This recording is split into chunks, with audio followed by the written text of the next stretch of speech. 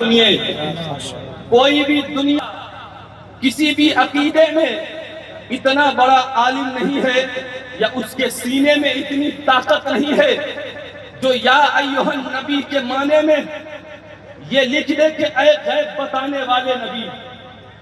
آپ جس بھی بد عقیدے کی ترجمے کو اٹھا کر پڑھیے، ہر مکتبہ فکر کا بد عقیدہ یا ایھا النبی کا جب ترجمہ کرتا ہے تو وہ کہتا ہے اے نبی، اے نبی، اے نبی۔ لیکن اے نوجوانوں، موبائل بند کر دو، آپ مہنگے کپڑا پہننا بند کر دو، لیکن اگر ایمان کو بچانا چاہتے ہو اور صحیح معنوں میں اپنی زندگی کو گزارنا چاہتے ہو اور اس دنیا کے اندر کامیاب ہونا چاہتے ہو تو پھر آؤ بریلی کی ٹوٹی ہوئی چٹائی پر بیٹھ کر ایک نبی کا عاشق رہتا تھا جسے دنیا احمد رضا کے نام سے جانتی اور پہچانتی ہے۔ جب یا ایھا النبی کا ترجمہ میرا پڑھا لکھا مجدد بریلی کا امام احمد رضا جسے دنیا کنز الکرامت جبل الاستقامت کے نام سے جانتی اور پہچانتی ہے تو وہ جگر کا شعر ہے۔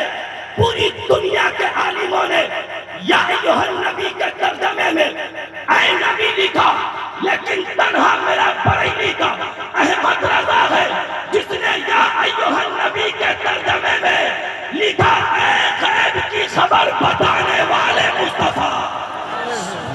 سبحان اللہ، زندہ آباد۔ بہت زبردست۔ اب دونوں ہاتھ اٹھا کر کہیے کہ اور کوئی غیب کیا تم سے نیہا ہو بھلا، جب نہ خدا ہی چھپا تم پہ کرو۔ سبحان اللہ، سبحان اللہ، بہت اچھا خطاب ہے۔ واہ واہ واہ، دونوں ہاتھ اٹھا کر جواب دیجیے۔ سبحان اللہ، زندہ آباد، زندہ آباد، زندہ باد، زندہ باد، بہت اچھے۔ زندہ باد۔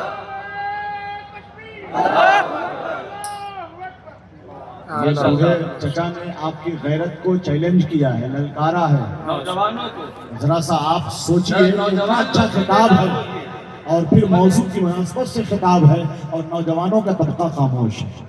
آپ اٹھا کر اسی طرح بولا کریں تاکہ زبردست ان کا خطاب رنگ لائے انشاءاللہ۔ بہت شکریہ حضور۔ سبحان اللہ۔ نوجوانوں،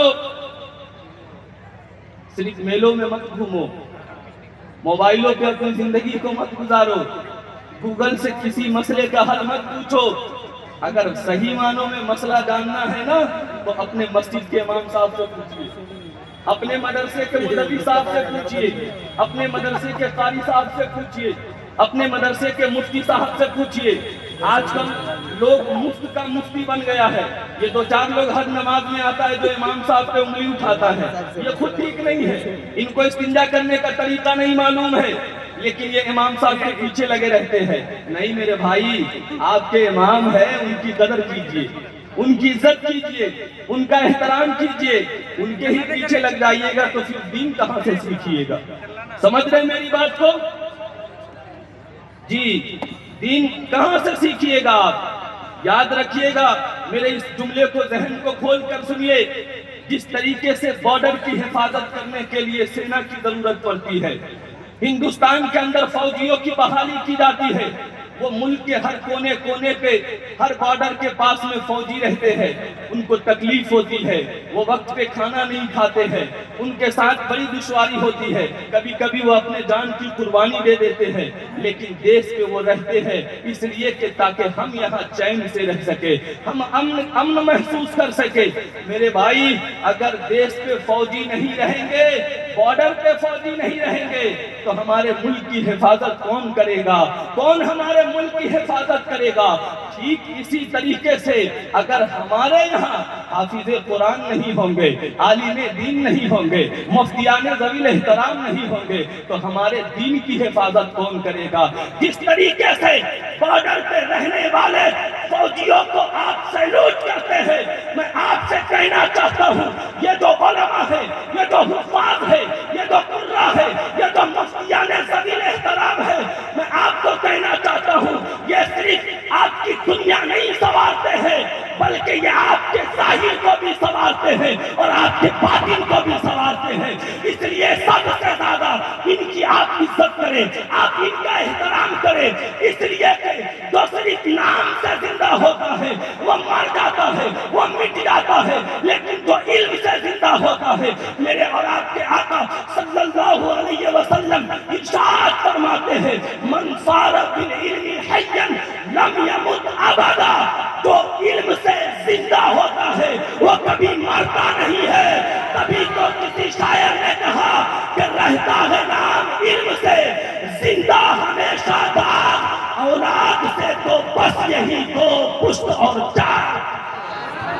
اچھے، بہت اچھے، ماشاءاللہ ماشاءاللہ، اور بھی اس پہ روشنی ڈالیں، علم کے موضوع پہ اور روشنی ڈالیں، اس ماشاءاللہ۔ لیے واہ واہ، اپنی نسلوں کو زندہ رکھنا چاہتے ہیں، واہ۔ ان کی زندگی کو خوبصورت بنانا چاہتے ہیں، تو ان کے ہاتھ میں فٹ بال مت دیجئے، ان کے ہاتھ میں بیٹ بال مت دیجئے، ان کے ہاتھ میں قلم اور کتاب دیجئے۔ دنیا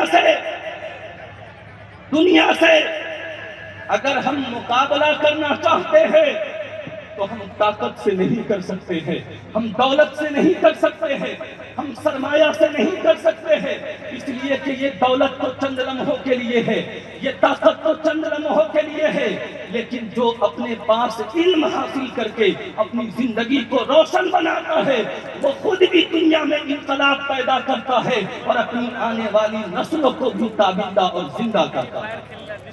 اس لیے میرے بھائیوں، میرے نوجوان بچوں، میں آپ سے کہنا چاہوں گا جہاں تک ہو سکے یہ جو مشائخین کالپی ہے ان کا پیغام ہی یہی ہے کہ علم حاصل کیجئے۔ یہاں کے جو سب سے بڑے سرکار ہے میر محمد ترمذی، آپ کو معلوم ہے یہ سلسلہ قادریہ رضویہ کے 23ویں امام ہیں۔ سرکار میر محمد ترمذی کالپوی رضی اللہ تعالیٰ عنہ، یہ جب چھوٹے تھے تو آپ علم حاصل کرنے کے لیے شاہ جمال الاولیاء کی بارگاہ میں جاتے ہیں۔ ذہن لگا کر سنیے گا یہ کون مشائخین کالپی ہے، ذرا دل لگا کر سنیے گا۔ سرکار میر محمد ترمذی کالپوی رضی اللہ تعالیٰ عنہ کوڑا جہان آباد شاہ جمال الاولیاء کی بارگاہ میں علم دین مصطفیٰ حاصل کرنے کے لیے جاتے ہیں۔ خوب اچھے طریقے سے جب بھی آپ سرکار جمال الاولیاء کے نگاہوں کے سامنے ہوتے ہیں تو اپنی نگاہ کو نیچی کر لیتے ہیں، ہاتھ کو باندھ لیتے ہیں، نگاہ نیچی رکھتے ہیں، آپ ان سے تعلیم حاصل کرتے ہیں، آپ ان کی خدمت کرتے ہیں، آپ ان کے پاؤں کو دباتے ہیں، بڑی خدمت کرتے ہیں۔ شاہ جمال الاولیاء بڑا پیار کرتے تھے، وہ ہمیشہ کہتے تھے سید صاحب کیا بات ہے آپ تھوڑی تاخیر سے آتے ہیں، سید صاحب طبیعت آپ کی اچھی ہے۔ ایک دفعہ کا واقعہ ہے، بڑا غور سے سنیے گا۔ سرکار میر محمد ترمذی کالپوی رضی اللہ تعالیٰ عنہ جب شاہ جمال الاولیاء کی خدمت کرتے ہیں، ان کا پاؤں دباتے ہیں، تو شاہ جمال الاولیاء ان کو اپنی چادر دیتے ہیں اور کہتے ہیں بیٹا اسے اوڑھ کر سو جانا۔ شاہ جمال الاولیاء جب چادر عطا کرتے ہیں میر محمد ترمذی رضی اللہ تعالیٰ عنہ کو، اس کے بعد ان کی آنکھ لگ جاتی ہے اور شاہ جمال الاولیاء سو جاتے ہیں۔ جب وہ سو جاتے ہیں تو میر محمد ترمذی کالپوی رضی اللہ تعالیٰ عنہ ان کے پیتانے میں دروازے کے پاس کھڑے رہتے ہیں اور وہ پوری رات کھڑے ہو کر گزار دیتے ہیں۔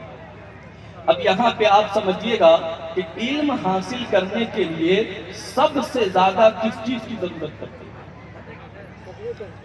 میر محمد ترمذی رضی اللہ تعالیٰ عنہ پوری رات شاہ جمال الاولیاء کے پیتانے میں دروازے کے پاس کھڑے ہیں ہاتھ باندھ کر اور گیٹ سے ٹیک لگا کے کھڑے ہیں۔ جب صبح کے وقت میں شاہ جمال الاولیاء کی آنکھ کھلتی ہے تو آپ دیکھتے ہیں کہ شہزادہ یہاں